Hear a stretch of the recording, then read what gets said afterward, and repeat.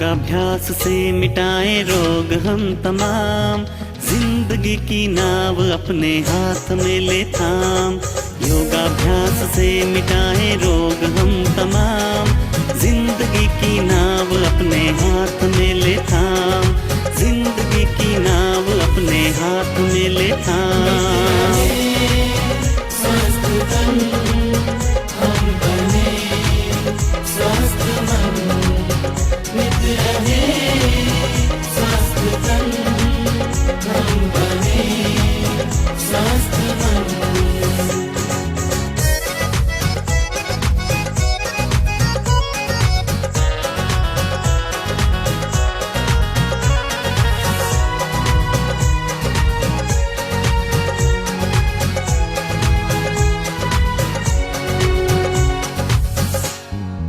योग की थाती हमें जो पूर्वजों से है मिली, योग की थाती हमें जो पूर्वजों से है मिली, पुनः जीवित हो रही है मुरझाई बगिया खिली। राजपथ पर हम चले, लेना नहीं विराम, लेना नहीं विराम। स्वस्थ तन खुशहाल हो वतन। योगाभ्यास से मिटाए रोग हम तमाम, जिंदगी की नाव अपने हाथ में ले थाम।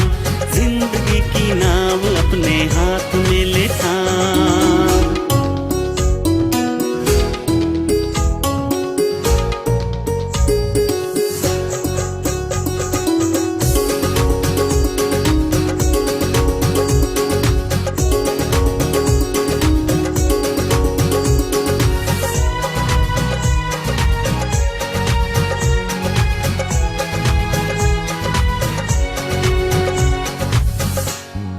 रुग्ण होना चाहता नहीं है कोई भी यहाँ, रुग्ण होना चाहता नहीं है कोई भी यहाँ, किंतु रोग मुक्त आदमी नजर आता कहाँ। लग रहा जो अश्व पर नहीं रही लगाम, नहीं रही लगाम। स्वस्थ तन खुशहाल हो वतन। योगाभ्यास से मिटाए रोग हम तमाम, जिंदगी की नाव अपने हाथ में ले थाम। जिंदगी की नाव अपने हाथ में ले थाम।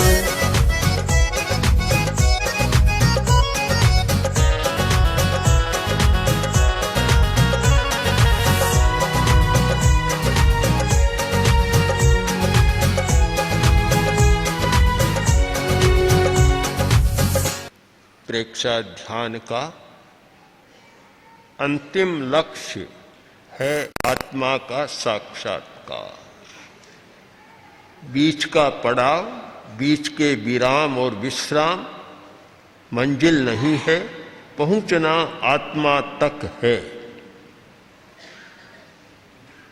हमने श्वास को देखा, श्वास आत्मा नहीं। हमने शरीर को देखा, शरीर आत्मा नहीं है। हमने अंतर यात्रा की, आत्मा नहीं है। अनुप्रेक्षा के प्रयोग किए, वह भी आत्मा नहीं है। आसन प्राणायाम के प्रयोग किए, वह भी आत्मा नहीं है। पहुंचना है आत्मा तक। प्रश्न भी हो सकता है, जब आत्मा तक पहुंचना है तो फिर आत्मा को ही देखें, श्वास को, शरीर को, प्रकंपनों को, रंगों को क्यों देखें? उसका अर्थ क्या है? प्रश्न स्वाभाविक है, उत्तर भी जटिल नहीं, बहुत सरल है। कोई भी व्यक्ति प्रेक्षा विश्व भारती के ध्यान कक्ष में जाना चाहेगा तो पहले क्या होगा? दरवाजे में प्रवेश करेगा, प्रेक्षा विश्व भारती के दरवाजे में प्रवेश करेगा, फिर चलेगा, फिर दरवाजा आएगा और फिर भीतर जाएगा। सीधा अवतरण नहीं होता और सीधी छलांग नहीं होती। आत्मा तक पहुंचना है तो पहले आत्मा के दरवाजे में प्रवेश करना होगा। शरीर हमारा दरवाजा है। शरीर एक दृष्टि से साधना काल में आत्मा से भी ज्यादा महत्वपूर्ण है। मैं आपसे पूछना चाहता हूं कि घड़ा है, घड़े में पानी है, आपको प्यास है, प्यास पानी पीने से बुझेगी, पर प्रश्न होगा कि घड़ा ज्यादा महत्वपूर्ण है, पानी ज्यादा महत्वपूर्ण है। पानी तो बहुत महत्वपूर्ण है ही, किंतु अगर घड़ा नहीं, आधार नहीं है तो पानी कहां से मिलेगा। हम आधार को गौण नहीं कर सकते। आधे का अपना मूल्य है तो आधार का बहुत ज्यादा मूल्य है। आधार है घट और घट में पानी है। आत्मा है, आधे ही है, उसका आधार है शरीर। संसारी आत्मा का आधार है शरीर। तो हम आधार को छोड़कर घड़े को फोड़ दें, पानी कहां से मिलेगा। तो कोई भी प्यासा आदमी जाता है, पहले घट को देखता है, पानी को देखता है। दूर से भी घड़ा दिखाई देगा, पानी तो उसके भीतर जाएगा तब दिखाई देगा। पहले घड़े को देखेगा। यह शरीर भी एक घट है। शरीर को घट कहा है। योग के बहुत सारे संतों ने इसको घट ही कहा है कि ये घट है और इस घट में पानी है, जल है, चेतना है, आत्मा है। हमें शरीर को देखना है और इसलिए देखना है कि उसे देखे बिना आत्मा का दर्शन हो नहीं सकता।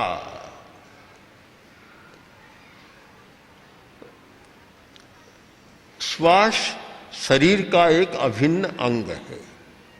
हम श्वास को शरीर से अलग नहीं कर सकते, उसी का एक अंग है।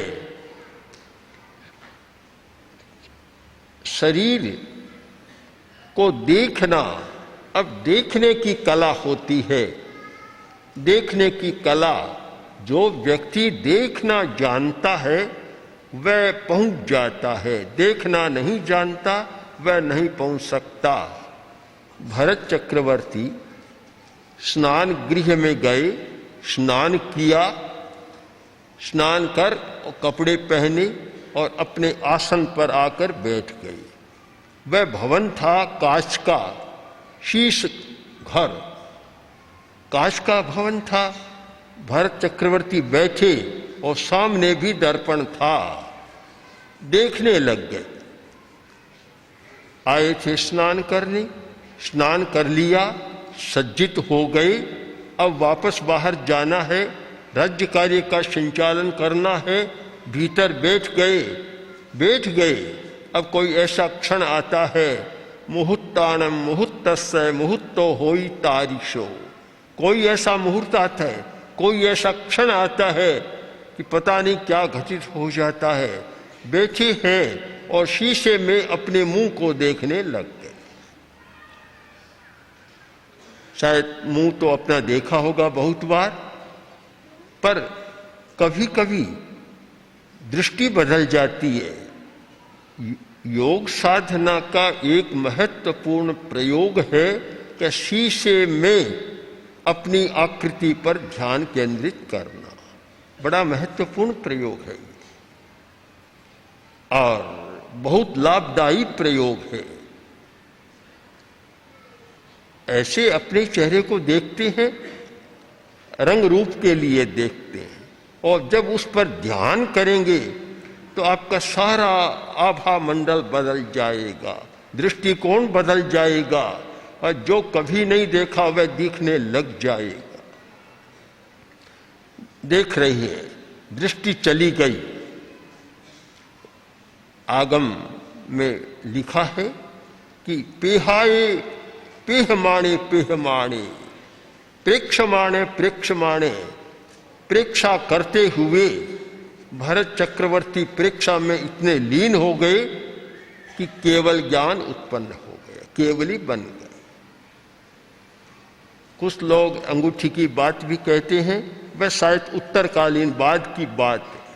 मूल बात, आगम की बात यह है कि दर्पण में अपना मुंह देखते देखते, और प्रयोग भी है प्रेक्षा का, पेहमाणे पेहमाणे, प्रेक्षमाणे प्रेक्षमाणे, प्रेक्षा करता करता भरत केवल ज्ञानी बन गया। हम अपनी प्रेक्षा करें, शरीर की प्रेक्षा करें। शरीर की प्रेक्षा बहुत महत्वपूर्ण है, क्यों कि आत्मा शरीर में है, चैतन्य केंद्र शरीर में है, आभा मंडल शरीर के आसपास है, सब कुछ शरीर के आसपास और शरीर में है। हमें शरीर को देखना है, एक नई दृष्टि से देखना है। यह शरीर प्रेक्षा, ये इसको मैं प्राथमिक प्रयोग मानता हूं, यह कोई ध्यान का विशिष्ट प्रयोग नहीं है। यह एक प्रकार की धारणा है। अगर हम शरीर को देख कर कहीं रुक जाते हैं तो हमारा ध्यान होता है, और देखते चले जाते हैं तो हमारी धारणा हो जाती है। महर्षि पतंजलि ने 3 शब्दों का अच्छा प्रयोग किया, धारणा, ध्यान और समाधि। पहले होती है धारणा। धारणा का अर्थ होता है कि किसी देश में एक चित्त को स्थापित कर देना। देश बंधश्चित्तस्य धारणा, देश बंद कर देना, किसी स्थान पर चित्त को केंद्रित कर देना। अब केंद्रित करना वह धारणा है, और केंद्रित करने के बाद उसमें जो एक तानता आती है, एक लय बन जाती है, वह होता है हमारा ध्यान। मैं मानता हूं शरीर प्रेक्षा का जो अगला रूप है वह विशिष्ट ध्यान का है, और वह है चैतन्य केंद्र प्रेक्षा। प्रथम शिविर में उसका प्रयोग नहीं कराया गया, केवल एक ज्योति केंद्र का प्रयोग कराया गया, और नहीं कराए गए। चैतन्य केंद्र का अर्थ है कि हमारे शरीर में कुछ मर्म स्थान होते हैं। मर्म स्थान आयुर्वेद में बहुत मर्म स्थान बतलाए गए कि मनुष्य के शरीर में सुश्रुत के अनुसार 150 या 57, 157 या 50 के लगभग मर्म स्थान होते हैं। आचार्य मल्लीसेन ने आचार्य हेमचंद्र की कृति, उसकी व्याख्या लिखी शाद्वाज मंजरी। शाद्वाज मंजरी में मर्म स्थान का बहुत सुंदर अर्थ मल्लीसेन ने किया है कि जिस देश में बहुभीरात्म प्रदेशै अधिष्ठितम स्थानम मर्म, जहां आत्मा के प्रदेश बहुत सघन हो जाते हैं, उस स्थान का नाम है मर्म स्थान। हमारे शरीर में मर्म स्थान, आत्मा पूरे शरीर में व्याप्त है, किंतु आत्मा के जो प्रदेश हैं, आत्मा के असंख्य प्रदेश हैं, वे प्रदेश कहीं तो बहुत सघन हैं। एक बिंदु जितना स्थान, वहाँ बहुत हजारों लाखों प्रदेश हो सकते हैं। कोई स्थान ऐसा है कि जहाँ विरल है, जैसे होता है कहीं नदी का पानी बहुत सघन है और कहीं पानी छितरा हुआ है, तो कहीं तो आत्मा के प्रदेश छितरे हुए हैं और कहीं बहुत सघन बन गए हैं। जहाँ आत्मा के प्रदेश एक स्थान पर ज्यादा इकट्ठे हो गए, उस स्थान का नाम है मर्म स्थान। उसी का नाम हठयोग की भाषा में है चक्र, और उसी का नाम प्रेक्षा ध्यान की भाषा में है चैतन्य केंद्र, और ओकल्ट साइंस में उसे कहते हैं साइकिक सेंटर। ये नाम भिन्न हो सकते हैं, तात्पर्य में कोई भेद नहीं है, मूल बात एक ही है, और वह है आत्मा के प्रदेशों की सघनता। तो वहाँ हमारी चेतना का जागरण अधिक हो सकता है। उस पर हम जितना ध्यान करें, चेतना अधिक जागृत होगी और अधिक हमारा विकास होगा। 21 जून अंतर्राष्ट्रीय योग दिवस, विश्व योग दिवस। योग शब्द प्राचीन साहित्य में प्राप्त होता है। आचार्य हेमचंद्र ने योग की परिभाषा भी दी और उसके प्रकार भी बताए। अभिधान चिंतामणि में निर्दिष्ट है, मोक्षोपायो योगो ज्ञान श्रद्धान चरणात्मक है। कि योग क्या है? मोक्षोपायो, मोक्ष का उपाय है वह योग है। मुख्यन जोयनाओ जो ओ सब्बो भी धम्म वावारो। मोक्ष से जोड़ने वाला सारा धर्म का व्यापार प्रवृत्ति अपने आप में योग होती है। योग जो हमें जोड़ता है, मोक्ष से जोड़ता है। तो मोक्ष का उपाय योग है, वह है ज्ञान, श्रद्धान और आचार। यह योग है। योग की साधना की जानी चाहिए मुख्यतया आत्मा के उत्थान के लिए, मोक्ष की प्राप्ति के लिए। यह परम लक्ष्य होता है योग साधना का। वैसे योग साधना के अंतर्गत आसन, प्राणायाम, धारणा, ध्यान, समाधि, प्रत्याहार, इनका भी अपना बहुत महत्व है। ये भी साधना के अंग, ये भी मोक्ष साधना के अंग बन जाते हैं। परम पूज्य गुरुदेव तुलसी और परम पूज्य आचार्य महाप्रज्ञ जी ने प्रेक्षा ध्यान की बात प्रस्तुत की। प्रेक्षा ध्यान भी एक योग साधना है। हमारा चित्त शुद्ध बने, चित्त निर्मल बने, मोक्ष के लिए आवश्यक है चित्त की शुद्धि का विकास हो।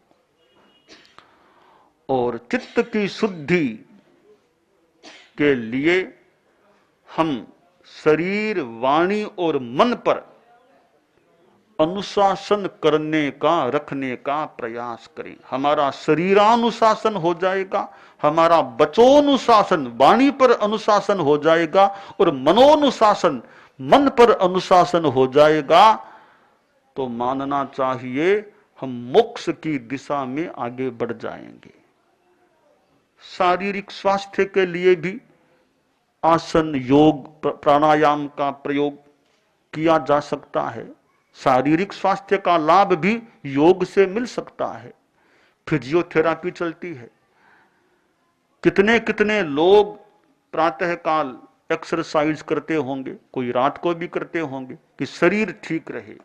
शरीर ठीक रखना भी आदमी का एक उद्देश्य हो सकता है, उसको भी अस्वीकार नहीं किया जाना चाहिए। हम शरीर का ध्यान दें तो आत्मा को भी भूलें नहीं, आत्मा को भी याद रखें कि मेरी आत्मा निर्मल बने।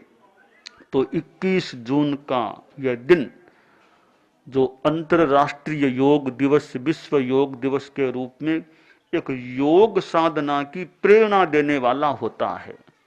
हम थोड़ा सा योग का अभ्यास करें, ध्यान का अभ्यास करें। सावधान, शरीर को स्थिर रखने का प्रयास करें। मेरुदंड और गर्दन को सीधा रखने का अभ्यास। Keep your neck and back in straight line if possible. Close your eyes softly, कोमलता से आंखें बंद करें। हाथों की मुद्रा, ज्ञान मुद्रा अथवा ब्रह्म मुद्रा, जिन मुद्रा।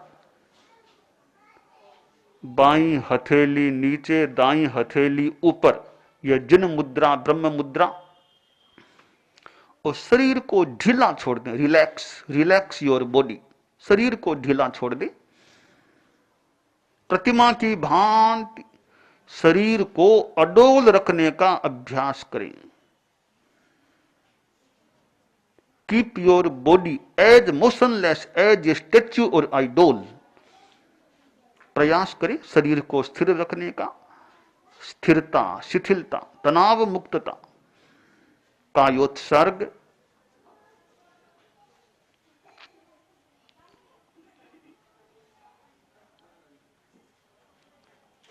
दीर्घ श्वास प्रेक्षा, लंबा श्वास लें, लंबा श्वास छोड़ें, धीरे धीरे श्वास लें, धीरे धीरे श्वास छोड़ें। श्वास लेते समय पेट फूले और छोड़ते समय पेट सिकुड़े। श्वास लेते समय पेट फूले, छोड़ते समय सिकुड़े। चित्त को नाभि पर केंद्रित करें, पेट के फूलने और सिकुड़ने का अनुभव करें।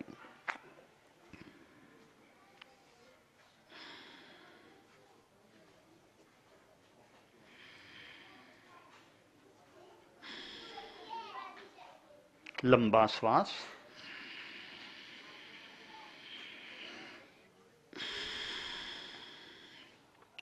चित्त को नाभि से हटाकर नथुनों के भीतर संधि स्थल पर केंद्रित करें। आते जाते प्रत्येक श्वास को देखें। लंबा श्वास, श्वास आ रहा है, जा रहा है। वॉचमैन की तरह आने जाने वाली श्वास को देखते रहें।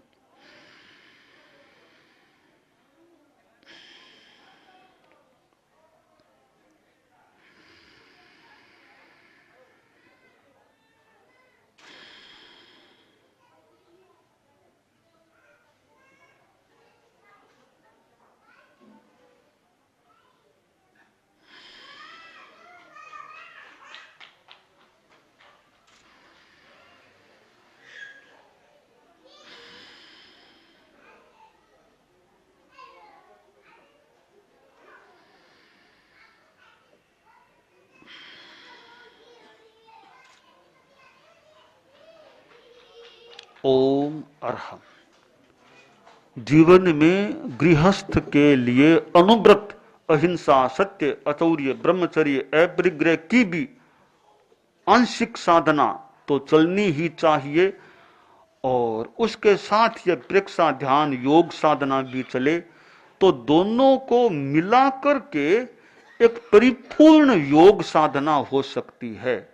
तो जनता में इस प्रकार की योग साधना जिसमें यम भी है, अहिंसा आदि की बात भी हो, साथ में संयम की बात भी हो, शरीर वाणी मन का संयम और चित्त शुद्धि की बात, इस प्रकार की योग साधना कल्याणकारी हो सकती है।